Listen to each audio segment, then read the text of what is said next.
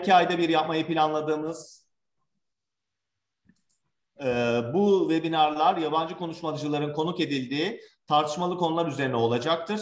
Ayrıca lütfen burası bizim Omuz Dirsek Cerrahisi Derneği'nin Zoom sayfası olduğu için sesiniz ve görüntünüzü kapatmanızı rica edeceğim sizlerden. Sorularınız olursa chat box'a yazmanız ve bunun neticesinde de mümkün olduğu kadar bütün soruları da cevaplandırmaya çalışacağız. Good evening to everyone. Today we will discuss long head of biceps. Should we save it or just cut it? We have two special speakers. Professor Frank Martetschläger is working at Atos Clinic in Munich. He has numerous publications related to shoulder. In 2020, one of his journals on lesions of the biceps, PULLEY with Peter Habermeyer, published in Journal of Shoulder and Elbow Surgery, which is a prospective study with up-to-date classification. Our other speaker is Professor Barış Kocaoğlu, is the chairman of ESCA U45 committee, and he is also associate editor of Kısta Journal. He has a newly published article in 2020 in Orthopedic Journal of Sports Medicine, which shows us importance of the biceps tendon, especially for the irreparable calf ruptures. I look forward to this marvelous debate. Now I give the floor to Frank. Thank you, Frank, for your support to us. And yes. Dear ladies and gentlemen, first of all, thank you, Hakan, for this great invitation. Thank you to your entire group of the Turkish Shoulder and Elbow Society. It's a great pleasure for me to be here. You know that I already had some of your colleagues here in Germany as fellows, and it's always a great pleasure to discuss topics like today with all of you. So my task for today was talking about why I am a biceps killer. And this is actually basically what I do in my daily routine. I kill the biceps most of the times. Now, let me get started. Well, this is just the headline. Some of you might know which film it is. And the first, what it is about is you got to know your enemy. Well, anatomy of the long head of the biceps tendon is important if we talk about how we should treat it.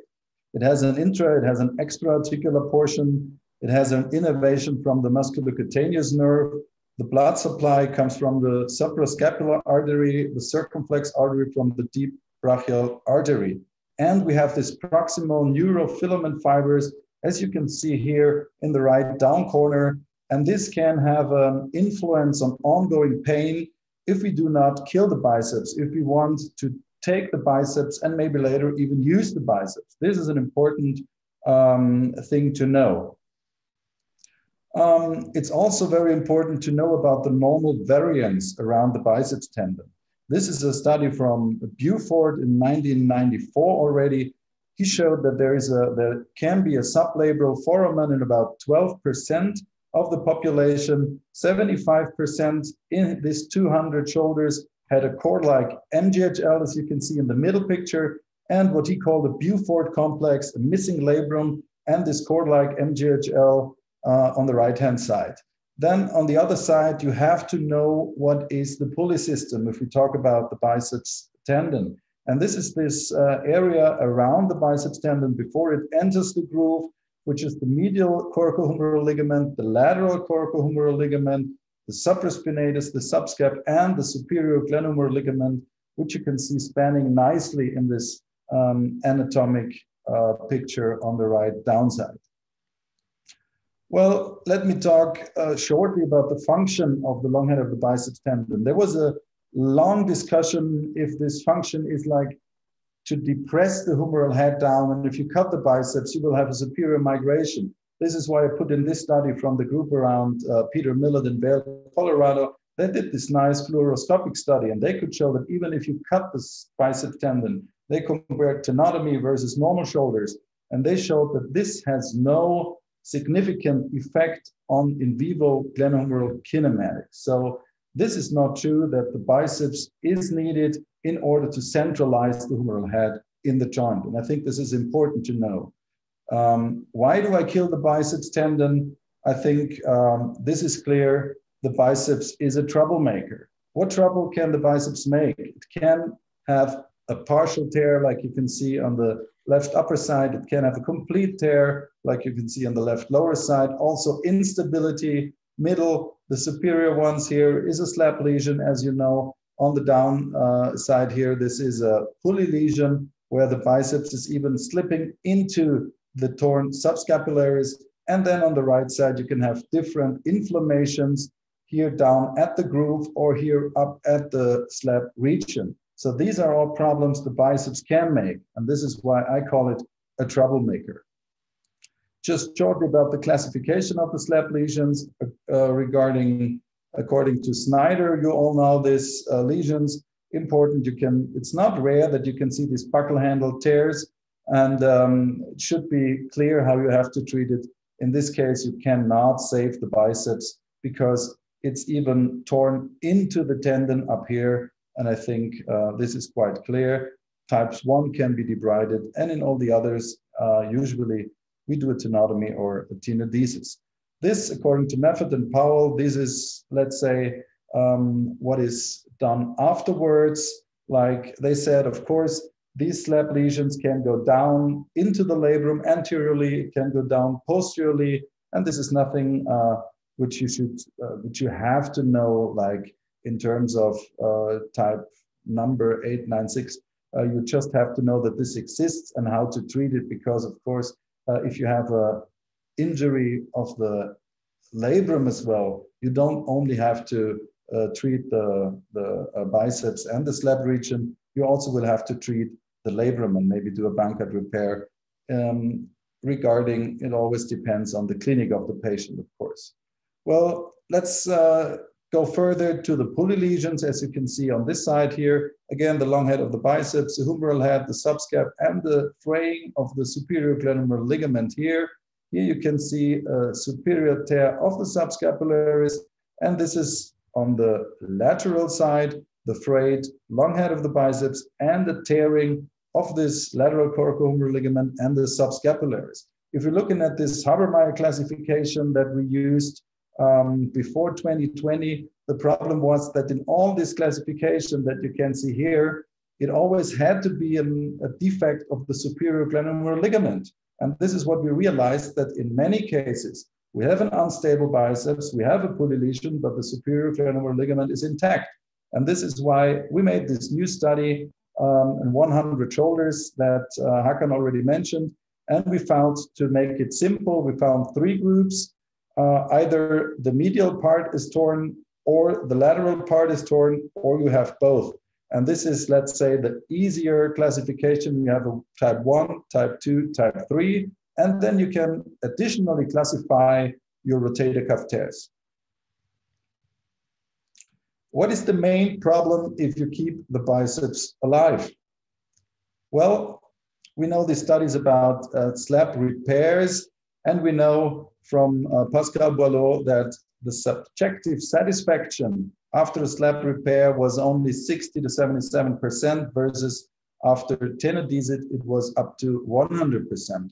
If we're looking at a Provencher study, he could show that the return to sport was significantly lower and up to 100% after tenotomy or tenodesis of the long head of the biceps tendon.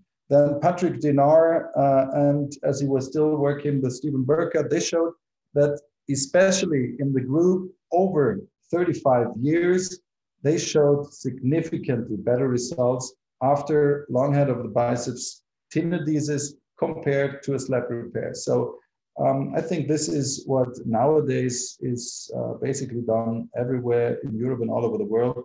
You can still discuss if you do it in the young and throwers population. You can still do a slap repair if you have a traumatic lesion of the slap region. And in most of the other cases, probably you do a tenodesis or a tenotomy of the tendon. Another problem can be the shear forces during pulley lesions. This is again a study from Seth Brown and Peter Millett from Vail, Colorado, and they showed that the shear force of the biceps tendon going medially can even create a pulley lesion. And of course, it can prevent the healing of a pulley lesion. So if you have a pulley lesion already, a medial pulley lesion in this case, the instability of the biceps tendon will lead to an ongoing pulley lesion, and it will prevent the healing of this if you do not kill the biceps. Well, next question, how do I kill the biceps? And I think this is quite easy. You have an anterior superior portal. You go in with your scissors. You do 1 or 2 hits, and then the tendon is gone. I wrote up there autotenodesis. If you want to explain it to the patient a little bit more, let's say you don't want to say I just cut it, you can say I do an autotenodesis because it's going to heal in by itself where it is now. Of course, you're going to lose the tension on the tendon, and in some cases you will have a Popeye sign. This is the drawback of this technique. What to do with a cadaver? Let's say what to do with the remains of the tendon if we have killed it. This is a good question because there is a long debate and a huge discussion on this. As I showed you, you can do nothing. This is called the tenotomy. You cut it and you leave it. As my second modus operandi would be a loop tenodesis. I will show you in a second what I do with this technique. And as you can see on the right-hand side, my second favorite technique is to do screw tenodesis and the suprapectoral area. Here is how the loop tenodesis works. You can see through an anterior inferior portal, the tendon is brought extracorporally and is now sutured. It's like looped, it's doubled, and then it's stitched together twice. And then in the next one down there, you can see how it is fixed. And in the middle, now you can see an intraarticular view. You bring it back with a clamp into the joint, and it's getting stuck at this ligament over the biceps groove at the transverse ligament, and there it will be easily and heal in and will stuck there forever. The second technique I do use is the, as I said, the arthroscopic screw tenodesis suprapectoral. Again, short videos how it works. You have a transbicipital approach. You fix it. I do fix it with a clamp. You could also like put a traction suture, which takes much longer. On the second video, you see again how the tendon is released from the supraglenoid tubercle.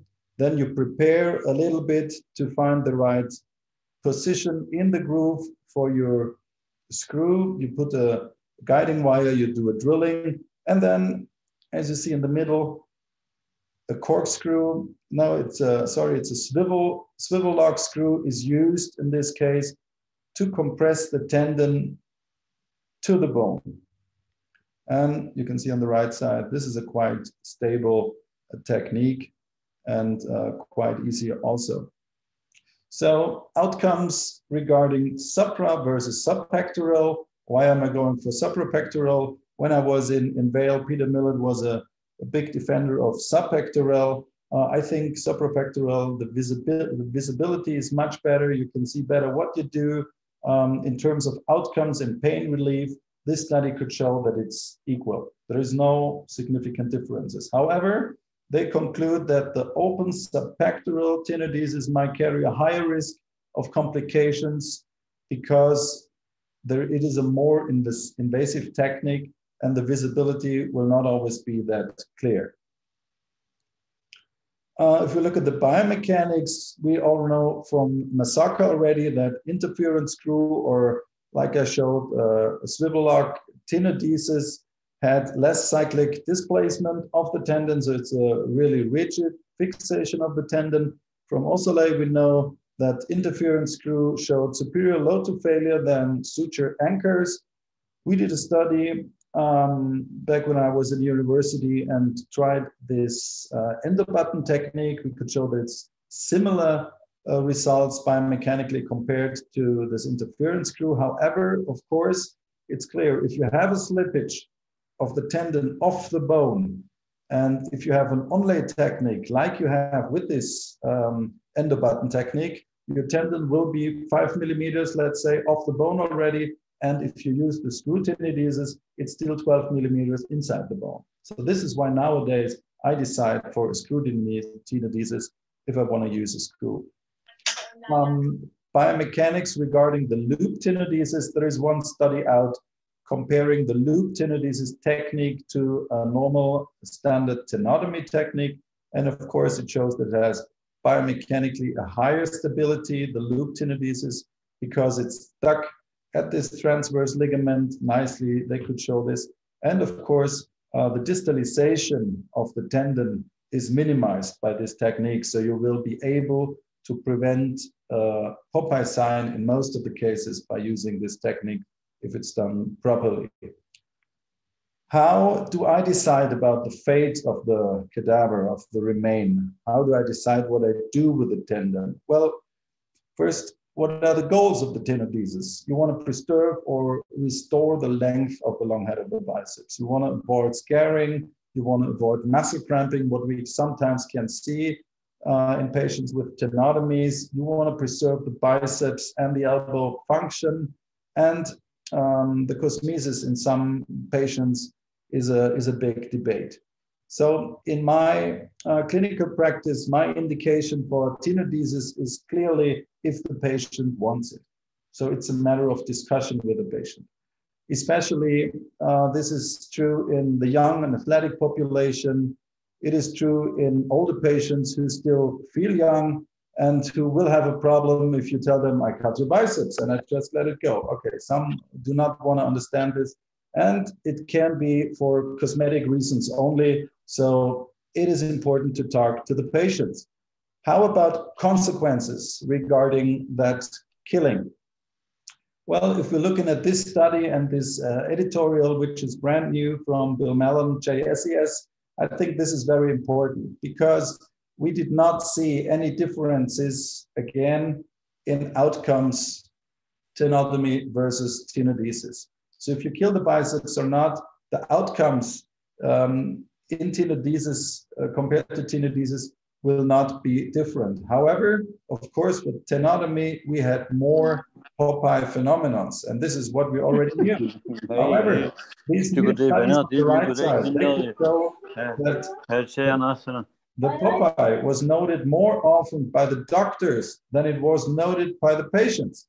And I think this is important, and this is what I see in my daily clinical practice. And what Bill Mellon said, as it often is with medicine and surgery, listen to the patient. They will often tell you the diagnosis or the surgery needed. And this is what I want to give to you as well. Listen to your patient. They will tell you if they want a tenotomy, if they want a tenodesis. And that way, by discussing and listening with your patient, you will not run into trouble postoperatively. Let me summarize about the biceps killing. Let's say the killed biceps do not complain. This is why I do it, because I do not want to come back and do a second surgery for my biceps patients, often also young patients with slat lesions. I do not want to come back and tell them, now you need a tenodesis, so let's just do it again after half a year. So let's say rather kill your enemy before it comes back to you. Find a modus operandi that works for you best. Find a technique, tenodesis technique that works for you best. Screw up button fixation seem to be reliable. The loop is easy and safe. We are just about to create the data which are really needed to show, does it really prevent the Popeye sign in all the cases, and how is it about strength? There are level 1 studies out showing no difference between tenotomy and tenodesis, is what I just said. And the Popeye sign seems to be realized more by the doctors than by the patients itself. Thank you very much for listening. Thank you very much, Frank, for this. It was really an interesting presentation. Now I'm waiting another interesting presentation from Barış. Thank you, Professor Kocaoğlu. And now the floor is yours. Okay, thank you so much, Hakan. So inviting me this such interesting debate and webinar. So thank you so much for Mark for this to Mark for this excellent presentation. So I'm mainly focused on sports medicine. So I'm a joint preservation guy. So I believe in preservation of the tissues in the body parts. So one of my subspecialties in the sports medicine is the shoulder. So I believe that every tissue is created for some reason. Yeah, I don't believe that only one single tissue is not useless. So let's move. These are my duties. And sorry, Barış. Frank, can you please stop sharing your screen? Me? No, Frank. Yeah, can you stop sharing your screen? Then Barış can. Yes. Okay. Now, Barış, if you share us, now we can see. Okay. Yeah, now we can see. Okay, so I will mostly talk about the biceps tendon is composed of three parts: the proximal one, the upper middle, the long head of biceps, and the distal one. So we focused on this topic is focused on long head of biceps tendon. So long head of biceps tendon is important. It has a has some duty in the shoulder joint. We know it from the studies. It is a duty of elbow flexion supination, some sort of effect on the shoulder stability, like depressor of the humeral head, and it's a mechanoreceptor. So we see mostly in the pathologic studies nociceptors on the biceps tendon, which makes us as a pain generator. So yeah, it's a tiny tendon. Maybe we can see that it is not an important part of the shoulder joint, but it has some head depressor effects of 40 newtons, and it restrains the superior anterior inferior translation of the shoulder joint. So at the biceps tendon pathologies, it is divided into two parts. One is the isolated ones. Those patients have inflammatory and traumatic problems. Some problems combined with instability, impingement, rotator cuff, and sometimes arthritis. So during my preparation for this presentation, I looked at the newest studies. So I was shocked actually, because at 2021, there are 35 published studies on biceps tendon focusing on tenotomy versus tenodesis. It's a very huge amount. So I can understand that there is still debate on this topic. So as Mark defined, in two major journals, there are editorials about telling about and focusing about and making statements about biceps tenodesis. So there is one also from Arthroscopy Journal from Michael O'Brien, and those two studies, those two editorials from William Mellon and Michael O'Brien, they all agreed that there is no superiority of tenodesis versus tenotomy, but they all agree that there is a possible development of Popeye deformity, biceps cramping is an important issue, and some supination strength, which favors tenodesis. So when we make a summary on those editorials, I can see that tenotomy is okay, easy, it's repeatable, it's a short process, it is cheap because you're not using any anchors, but in Mark's double loop technique, so you're not using an anchor, and it is time consuming thing, time saving thing, and there is no restriction for this. But in tenodesis, you have less chance of having Popeyes and less chance of having cramps, and you have a more recovery on tendon strength, but you have to wait some time to muscle tendon junction to heal. This is the negative part. So Popeye deformity is an important fact of tenotomy. So we see only mostly on tenotomy patients, but we can see with low amounts at the tenodesis patients. Popeye is commonly we see at males, and it is low at hypertrophic tendons. It's a newer study from shoulder and elbow surgery in 2021 from United States. They made a study on the patients who had tenotomy and tenodesis, and they look at the Popeye deformity, and they see that the Popeye deformity is mostly at male and young patients. There is no effect of high body mass index on the Popeye deformity, but the patients who are having Popeye deformity, 4.3 times risk on the tenotomy patients, and those patients have muscle pain and cramping. So there's an issue of maybe not tenodesing the tendon. Is the muscle force? I mean, if you made a tenodesis, is it an increase in the muscle force? There are also studies on that, and there is no significant conclusion on the supination force. But according to the summary of the studies, there is a 10% of reduction in the supination force at tenotomy. So when I decided to make tenotomy or tenodesis, I'm asking myself, is there a restriction for tenotomy? Is the patient is aware of this procedure, as Mark mentioned about it? The age of the patient is important for me. If the age is over 70, I have a decision. The body shape is important for the cosmesis, thin or fat body. If the patient is female and turned to her body, it's an important factor.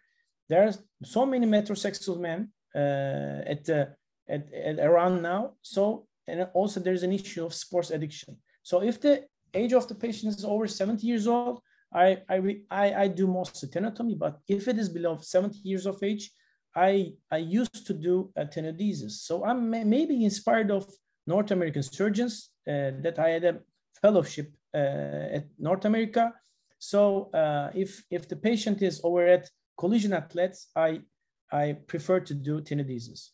So there are types of biceps tenodesis. There are two types, is suprapectoral or subpectoral. At subpectoral part, you can tenodese it at the humeral head or bicipital groove. So when we look at the studies, is there a difference between the suprapectoral and subpectoral? There is no actually difference between the two techniques, if it is suprapectoral or subpectoral, in terms of clinical functions and clinical outcomes. So the important thing is when you do a tenodesis, you have to cut some of the biceps tendon, and you have to know which part of the tendon should be cut, which is the length of the cutting part. So, so when we make a measurement after, when we make a line at the tuberculum minus, it is 5.5 centimeter to the glenoid. Intraarticular part of the biceps tendon is 2.5 centimeters. And if you want to make a tenodesis of the humeral head, we have to cut 2.5 centimeter. Practically, if you want to make it at the bicipital groove, we have to cut 3.3 centimeters of the tendon. If we choose to make suprapectoral subpectoral tenodesis, we have to cut 5.5 centimeter. When we want a subpectoral tenodesis, are there any restrictions related to the nerves and the arteries? Yes, there are some, but they are not so much close to the area. So before we make a tenodesis or tenotomy, we have to make it the pulley stability and the integrity of subscapularis tendon, because sometimes we see subscapularis tears beside biceps problems. So there are parts of the tenodesis places. It is zone 1 inside the joint, and zone 3 is subpectoral 1. So we can make a tenodesis at the humeral heads in massive rotator cuff disease, and it helps because it helps the repair, it helps the joint, the rotator cuff function, and it makes a depressor function at the humeral head. So in massive rotator cuff disease, I'm not choosing the killing of the biceps tendon. I used to make a tenodesis, which is helping the procedure of the rotator cuff repair. So inspiring from this this technique, we think that we can use it as a supercapsular reconstruction, and also the literature is supporting us. So we made a study on that. We compare our supercapsular reconstruction with tensor fascia lata with biceps tendons, and we couldn't see any difference between two techniques in terms of clinical and functional outcomes. So this is an example of the patient with massive rotator cuff disease. I mean, we may prefer to cut the biceps tendon, but we used to preserve it and made as tenodesis and use it as a supercapsular reconstruction graft. So in this patient, we fixed the biceps tendons at 45 degrees of elevation and 25 degrees of shoulder flexion.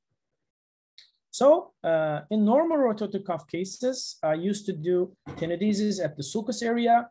I cut the tendon inside the joints and take it out from the portal as Max showed, and make sutures and use tenodesis screws. Here's an example. Here's a biceps tendon slab 2 lesion and the degeneration of the tendon with rotator cuff disease. Which I do is make a mark on the distal part of the tendon, put a stir, and cut the tendon at the insertion of the slab part. Then I take this tendon out of the joints and make a Korokov sutures around it and go to the sulcus area, make a debridement at the footprints, possibly footprint, and put a screw at the sulcus and perform a secure reduction fixation at the sulcus, which is a straightforward and easy procedure to do besides rotator cuff disease. So we can also select to do subpectoral tenodesis. I mainly do this procedure in young and overweight athletes, the professional athletes. Here is an example of an athlete, 32 years old with rotator cuff disease and also slab 2 tear with a degenerated biceps tendon. In those cases, in subpectoral tenodesis, I cut the tendon inside the joints and take it out I will show you from the portal and make a debridement. Then make incision at the subpectoral area and put a screw and make the tenodesis. In those tenodesis cases, if I could find the stir anchors, I used to do stir anchors because if you use thick anchors at this area, you may have a fracture complication. So I use thinner anchors or stir anchors in those tenodesis methods. So here is the results of this volleyball player 1 year after the subpectoral tenodesis and also rotator cuff repair, and he's still playing in the national team of Serbia. So when we look at the literature, in 2021 and 2020, there are many studies comparing tenodesis and tenotomy. So this study is from United States with 114 participants. There is no conclusion of the superiority of one technique to another. So this technique also give the inferiority of tenotomy in terms of just cosmesis. Here is another meta-analysis with 5 studies, 227 tenotomy versus tenodesis. There is no clear difference between two techniques in terms of clinical and functional outcome, but in tenodesis patients, there is a low risk of developing postoperative Popeye deformity. But if there's Popeye deformity, there's cramping, there's pain. So we do not forget it.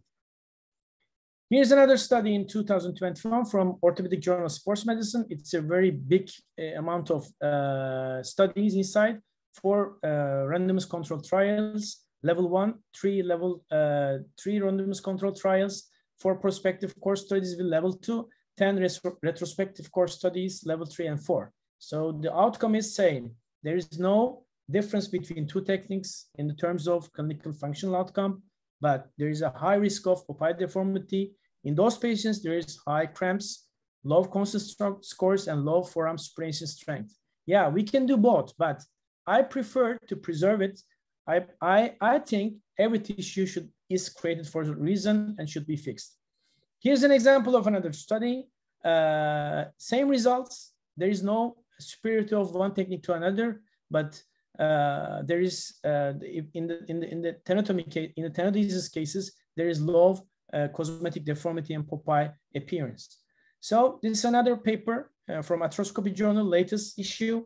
But you see there is a slight increase in the tenodesis cases in terms of constant Murray scores, and also the patient outcomes, but it is not statistically significant. But if my relative is going to be operated with for rotator cuff surgery, I prefer my relative to be to have biceps tendon fixed tenodesis, because there is a little increase of constant Murray scores in tenodesis group.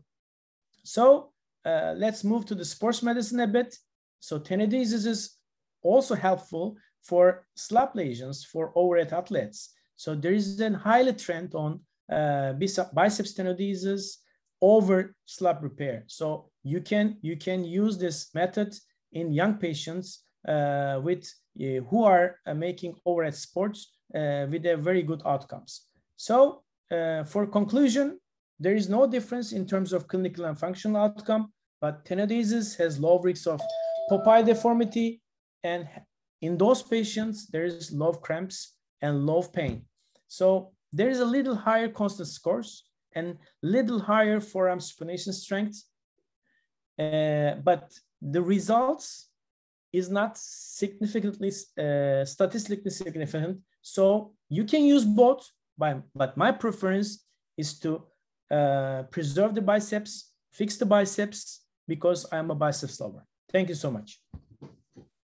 Thank you, Barış, for your presentation. And also I want to thank to both speakers for keeping up with the time. Now I am inviting Atacan Atalar, Mustafa Karahan, Sercan Akpınar, and Kerem Bilsel for their participation in this exciting discussion. While they are entering, I want to ask two questions from the audience. These two questions, Frank, to you. First of all, the question is from Ali Ershen.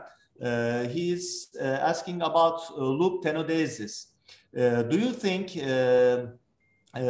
it's have increased the risk of infection by taking out the tendon from the joint to throughout the skin and touching the skin and putting back into the joint again? Also, he is mentioning that there are acnes are waiting for you. C acne is waiting for you. So what do you think about that? What is your infection rates? Easy answer. I did about 250 of these now, and not a single infection. Before I started doing this, I did much more of screw tenodesis. And as we have seen in both of the talks, even for screw tenodesis, you have to excorporate the tendon and to stitch it and to put it back in. So this does not seem to be a big problem. I think this problem we have more if we used allograft and more open procedures. This doesn't seem to be a big problem in these cases.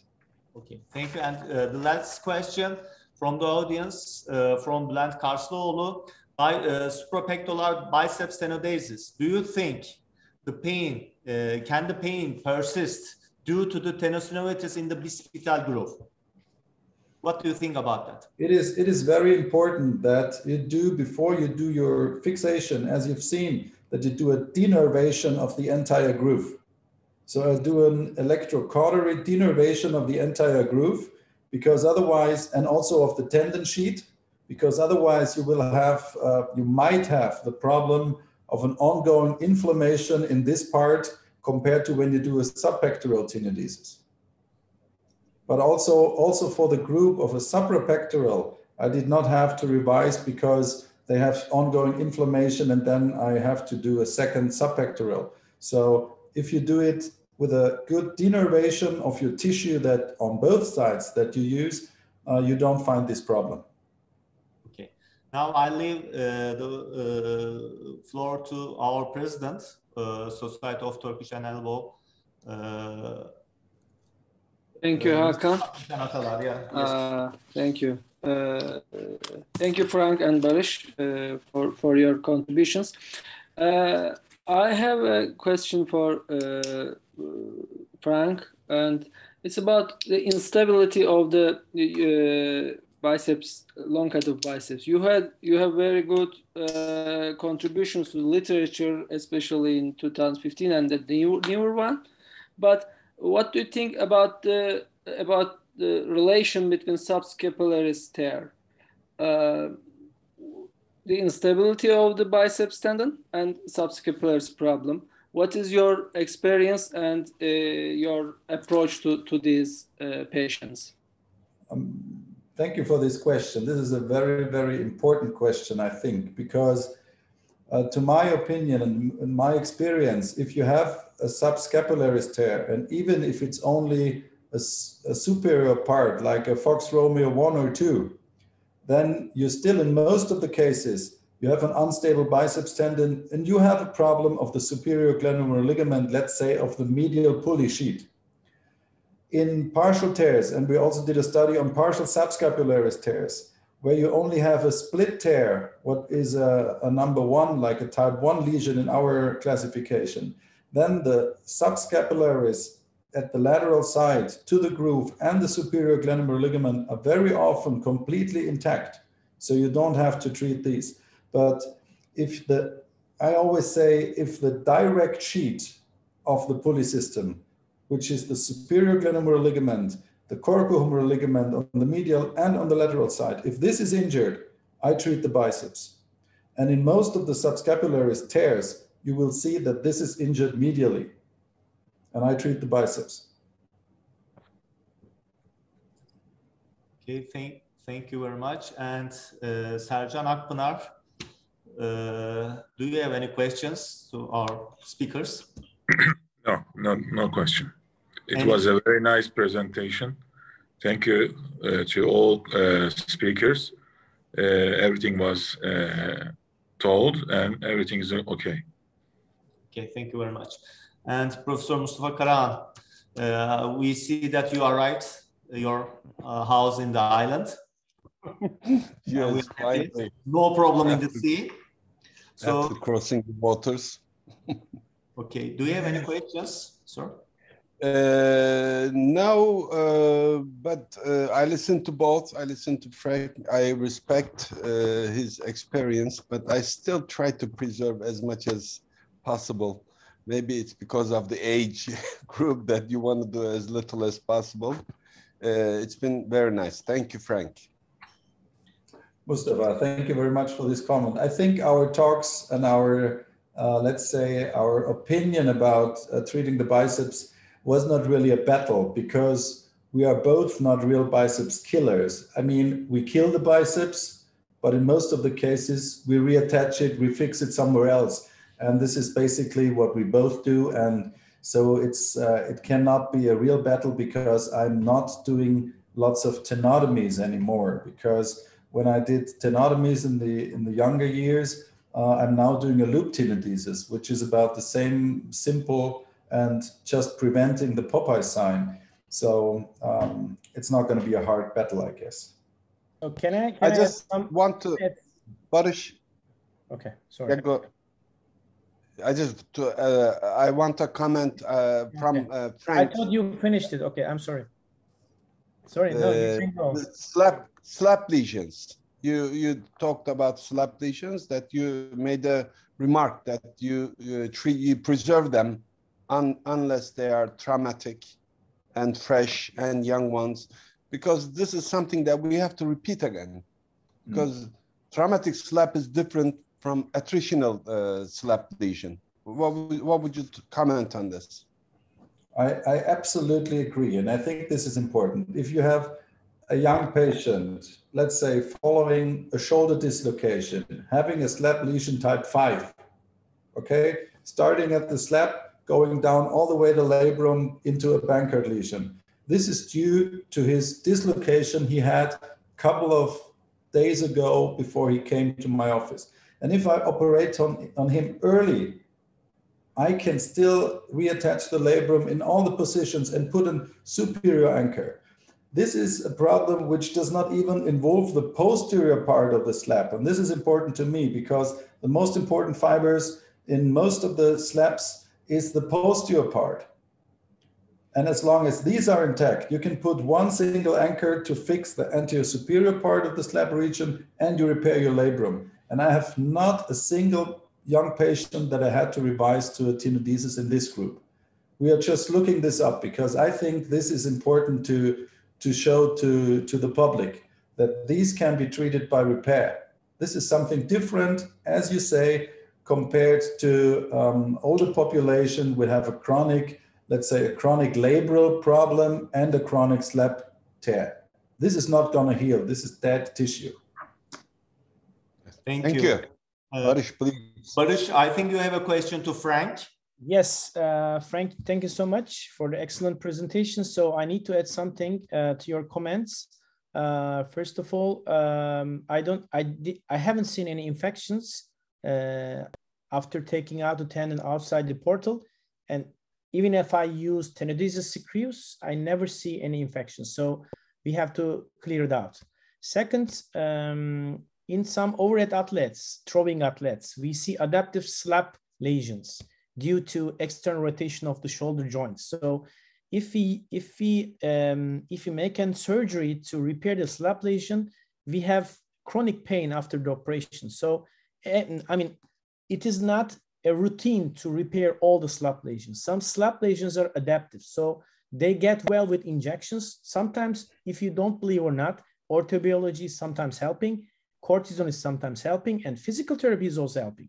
So there is no a distinctive rule to fix all slap lesions. But as I presented in my last slide, there is a trend of making tenodesis in a degenerated and torn biceps tendons with slap lesions. So there, I mean, in recent publications, there is a trend to make tenodesis even in younger patients with the good results. So Frank, I want to see your comments and thoughts about this. It's not going to be a battle again, Barış, because I absolutely agree.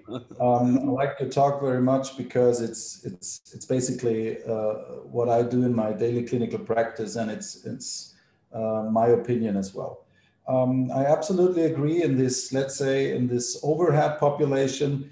In most of the times they have an anterior superior impingement, yes? And yes, this can be a problem in this. And then we have the population with a posterior superior impingement. Also, these tend to have slap lesions, which are not their basic problem. Their problem is the impingement and is the narrowing of the capsule in the anterior and the posterior side. And this needs to be treated first. And if then they have ongoing problems, then you might consider going in and doing a biceps treatment, whatever this should look like.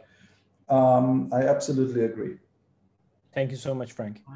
I want to ask Kerem if he has any questions especially to Frank. I know you both are very good friends, and so do you have a question to Frank or do you have a question to Barış? First of all, I would like to thank Frank. I say Frank Kardeş, as always. Because we were doing together a fellowship 10 years ago in Japan and Korea. And I would like to ask about this fellowship, because when we were in Korea with younger Ri, Professor Ri, was doing at that time the augmentation of supraspinatus tear with the biceps, and he was doing nicely.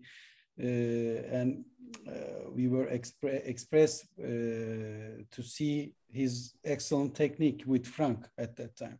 I would like to ask him if he used this technique for the augmentation for the superior cuff tears or augmentation the biceps with his repair, because I use sometimes the biceps, especially in the anterior superior tears or defects.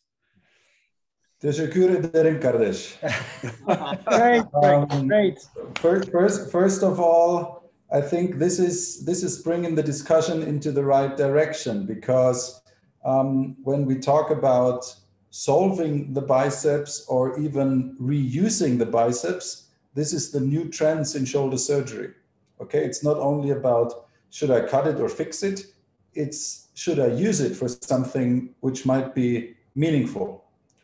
And I actually started to do, for example, a superior capsule reconstruction using the biceps tendon. I'm still not sure if I should leave it on the supraglenoid tubercle and just span it off and fix it, because as I said, there is some neurovascular structures and these patients might have ongoing pain. So you might have to take it out and put it back on both sides so that you kill this. I do denervations, and I did about 10 to 12 cases doing this, incorporating it into my repair, so partial repair posteriorly, and then spanning it laterally and fixing it to the greater tuberosity and closing it. You can close nicely, in most of the cases, the entire cuff. Let's see how this works. As a younger Lee, I did not use it as he did since these days, because actually I didn't need it in my daily clinical practice. It was, as you said, it was very impressive how he did it, how fast he did it, and how he could close massive tears by doing so. I did not, and I would be interested if you really used it like this. Another point is, as we know, for instability cases now, we might be able to use the long head of the biceps tendon for dynamic anterior stabilization. I'm really, knowing what's going on with it in the next couple of years in terms of reusing the biceps tendon. What are we going to use it for in 5 years? And I'm sure there will be several options what the biceps can be useful for. So I don't think it should be killed. Maybe it should be cut, but always when I have my fellows get in the room, I say, okay, if we have a massive tear, don't cut the biceps right away. Think if we might need it. So go supracromally if we can close it, and if we cannot close this, we can use this as a standing graft. It's right where we need it. Okay, you can even do a subpectoral approach, can cut the biceps there, and then you have a longer graft. So there's many options in the future. Kerem, are you doing this technique for the younger Lee technique? Yeah, I'm doing this technique for especially the massive, as you told, massive tears. I put I remove from the groove and I put it just to make an augmentation for the cuff, and then take all the cuff and biceps to the tuberosity. Exactly. Yeah. Yeah, I do it. Good. So we learned something. Thanks. Okay, thank you very much. Any other questions or? I think Haluk has a question on the chat. It's asked. It's asked by Barış. So I didn't see it. So Barış asked the question. Okay, thank you very much, especially to Frank and Barış, and thank you all for your support, and thank you for all the audience for listening us. And we today learn about a lot of things about biceps, and see you 2 months later. Bye. Thank you very much for inviting me again. Thank you, Frank. See you. Bye-bye. Thank you, Frank. You are always a good friend of ours, Frank. See you. And waiting for you for Istanbul. Yes, hope to see you soon. Bye. Yeah, see you.